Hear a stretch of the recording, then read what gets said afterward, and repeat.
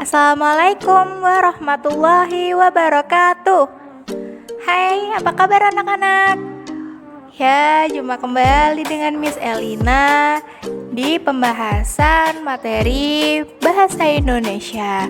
Nggak kerasa ya, kita udah sampai pada materi di tema 6. Pada kesempatan kali ini, kita akan membahas tentang teks non-fiksi. Sebelum kita mulai belajar, kita buka pembelajaran kali ini dengan membaca basmalah bersama-sama yuk. Bismillahirrohmanirrohim. Sebelum kita masuk ke materi teks non-fiksi, terlebih dahulu kita harus tahu apa itu teks fiksi dan teks non-fiksi. Menurut Chris Marsanti, teks atau cerita fiksi merupakan karangan yang berisi kisah atau cerita yang dibuat berdasarkan khayalan atau imajinasi dari pengarangnya. Ciri-ciri dari teks fiksi adalah yang pertama, dalam cerita fiksi bersifat imajinasi dari pengarang. Yang kedua, dalam fiksi terdapat kebenaran yang tidak mutlak. Yang ketiga, biasanya fiksi menggunakan bahasa yang bukan sebenarnya atau konotatif. Yang keempat, karya fiksi bertujuan menyasar pada emosi dan mengesampingkan logika pembacanya. Yang kelima, fiksi tidak memiliki sistematika yang baku. Dan ciri-ciri teks non-fiksi yang terakhir adalah dalam karya fiksi memiliki pesan moral atau amanat tertentu. Jadi apa ya jenis-jenis teks fiksi? Biasanya teks fiksi itu berupa roman, novel, atau cerpen. Untuk materi selanjutnya kita bahas teks non-fiksi yuk. Teks non-fiksi merupakan karangan yang dibuat berdasarkan fakta, realita, atau hal-hal yang benar-benar dan terjadi dalam kehidupan kita sehari-hari. Jenis-jenis teks non-fiksi itu sendiri ada buku harian, ada buku ilmiah, kemudian buku teks, dokumen desain, filsafat, kamus, makalah ilmiah, panduan dan manual, sejarah, serta surat dan lain-lain.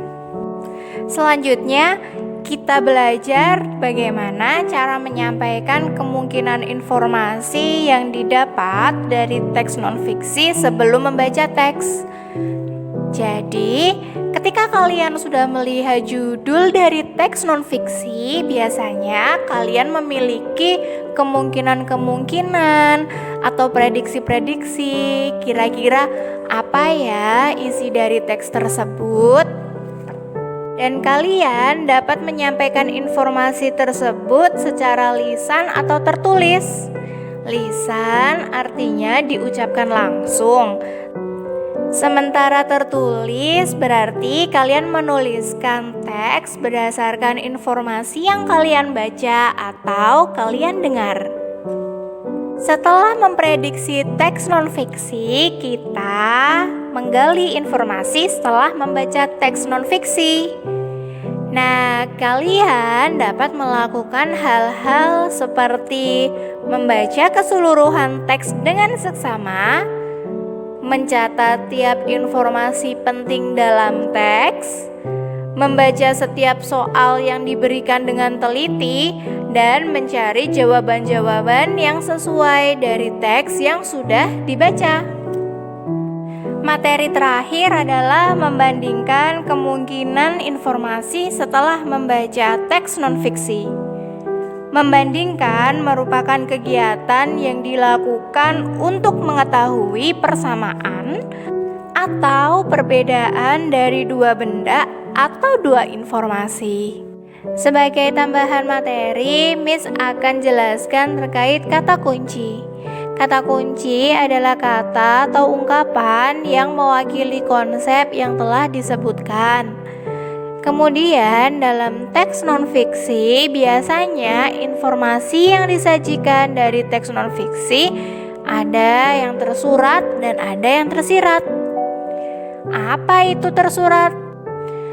Tersurat artinya informasi tersebut ada di dalam teks, sementara tersirat artinya tersembunyi, sehingga kita harus menyimpulkan terlebih dahulu. Alhamdulillah, materi kita sudah selesai. Yuk kita baca hamdalah bersama-sama. Alhamdulillahirabbil alamin. Oke, sekian dari Miss Elina. Sampai bertemu di materi-materi selanjutnya. Selamat belajar, jaga kesehatan. Wassalamualaikum warahmatullahi wabarakatuh.